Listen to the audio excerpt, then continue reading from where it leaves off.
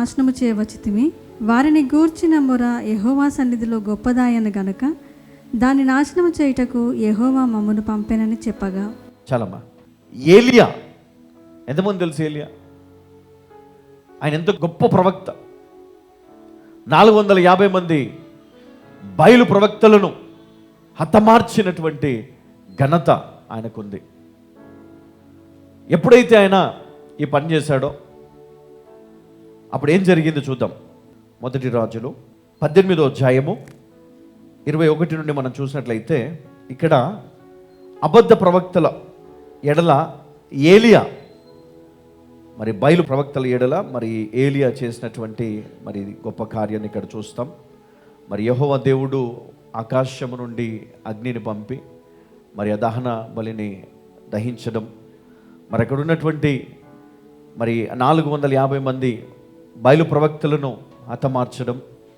ఆ తర్వాత 19వ అధ్యాయం 1 రాజులు 19వ అధ్యాయంలో మరి 1 నుండి మనం కొన్ని వచనాలు మనం చదువుకుందాం. ఇక్కడ ఏలియా చేసినదంతయును అతడు ఖడ్గము చేత ప్రవక్తలందరినీ చంపించిన సంగతియును అహాబు యెజెబెలునకు తెలియజెప్పగా యెజెబెలు ఒక దూత చేత ఏలియాకు ఈ వర్తమానము పంపించింది. యెజెబెలు ఒక దూత చేత ఏలియాకు ఈ వర్తమానము పంపించను. రేపు ఈ వేళకు నేను నీ ప్రాణమును వారిలో ఒకని ప్రాణము వల్ల చేయని ఎడల దేవుడు నాకు గొప్ప అపాయము కలుగజేయను గాక. కాబట్టి అతడు ఈ సమాచారము తెలుసుకొని లేచి తన ప్రాణము కాపాడుకొనుటకై పోయి యూదా సంబంధమైన బెయేర్షెబాకు చేరి అచ్చట ఉండుమని తన దాసునితో చెప్పి తాను ఒక దిన ప్రయాణము అరణ్యములోనికి పోయి ఒక బదరీ వృక్షము కింద కూర్చుండి మరణాపేక్ష గలవాడై యెహోవా, నా పితరుల కంటే నేను ఎక్కువ వాడను కాను, ఇంత మటుకు చాలును, నా ప్రాణము తీసుకొనుము అని ప్రార్థన చేసెను. చాలమ్మా.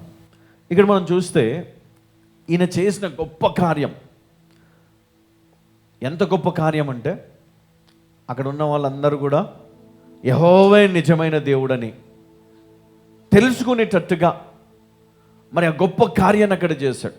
తర్వాత మనం చూసినట్లయితే మరి 18వ అధ్యాయం 41 నుండి 46 వరకు మనం చూస్తే ప్రార్థన చేసి వర్షింపజేసిన ఏలియా మరి తిరిగి వర్షాన్ని మరి కురిపించినటువంటి ప్రవక్తగా ఇక్కడ మనం చూస్తూ ఉన్నాం.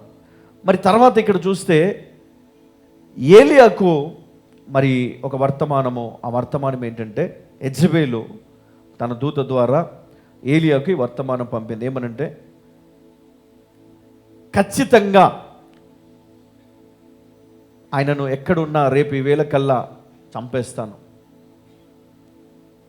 ప్రాణము తీసేస్తానని, రేపు ఈ వేళకు నేను నీ ప్రాణమును వారిలో ఒకని ప్రాణము వలె చెయ్యని ఎడల దేవుడు నాకు గొప్ప అపాయము కలగజేయును గాక అని ఒక వర్తమానం పంపింది. దెబ్బకి ఏలియాకు భయం వేసింది. అప్పటిదాకా ఎట్లా ఉన్నాడు?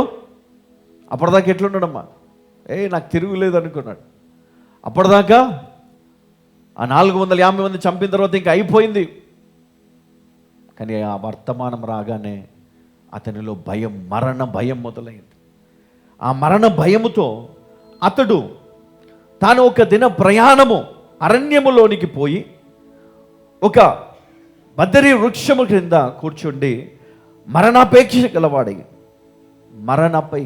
గలవాడై నిజంగా ప్రాణభయము ఎట్లాంటి వారినైనా కదా పరిగెత్తిస్తుంది.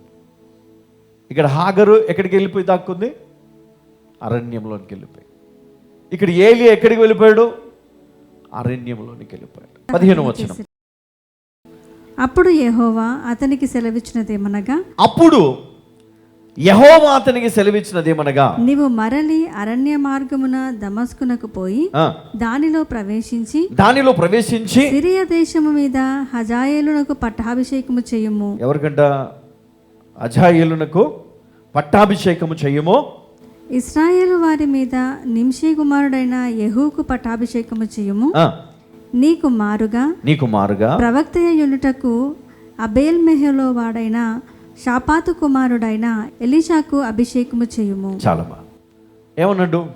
తిరిగి వెనకకు వెళ్ళు అన్నాడు. హాగర్నేమన్నాడు? తిరిగి వెనకకి వెళ్ళమన్నాడు. నీ పని నువ్వు చేయంటున్నాడు ఈయనకి. నువ్వు వెళ్ళి నీ పని నువ్వు చేయి, నువ్వు భయపడకు ఎవరికి, నువ్వు వెళ్ళి వారికి పట్టాభిషేకం చేయి. ఈరోజు నువ్వు పారిపోయినావు, నీ సమస్యలను చూసి నువ్వు పారిపోయినావు, నీ ఇబ్బందులను చూసి నువ్వు పారిపోయినావు. దేవుడు అంటాడు తిరిగి వెనకకి రా, అక్కడనే నేను బ్లెస్ చేస్తా కదా. సంఘాన్ని విడిచిపెట్టి వెళ్ళిపోయినావు ఎక్కడికో, తిరిగి వెనక్కి రా, దేవుడు నిన్ను అక్కడే బ్లెస్ చేస్తాడు. నువ్వు ఎక్కడో పోయి వెతకాల్సిన అవసరం లేదు. ఎక్కడ వెతకాలా? నీకు దేవుడు ఎక్కడైతే సంఘంలో ఉండమన్నాడో అక్కడే ఉండి అక్కడనే బ్లెస్ చేస్తాడంట దేవుడు. దేవుడు చెప్పేదాకా నీ సొంత నిర్ణయాలు తీసుకొని నువ్వు ఎక్కడ పడితే అక్కడ నువ్వు వెళ్ళడానికి లేదు. అర్థమవుతుందమ్మా? ఎందుకు నువ్వు ఫెయిల్ అవుతున్నావో, ఎందుకు నీ పరిస్థితి మారట్లేదో, ఎందుకు నీవు ఈరోజు ఇంకా దుఃఖంలో ఉన్నావు అర్థమవుతుందా? నీ పరిస్థితిని చూసి నువ్వు దూరం పారిపోతున్నావు, నీ ఇబ్బందులను చూసి నువ్వు పారిపోతున్నావు, శత్రువుని చూసి పారిపోతున్నావు. చాలిక వెనుకకి తిరిగి అక్కడికి వెళ్ళు తిరిగి, ఎందుకంటే దేవుడు నేను అక్కడనే హెచ్చించబోతా ఉన్నాడు. హల్లెలూయా.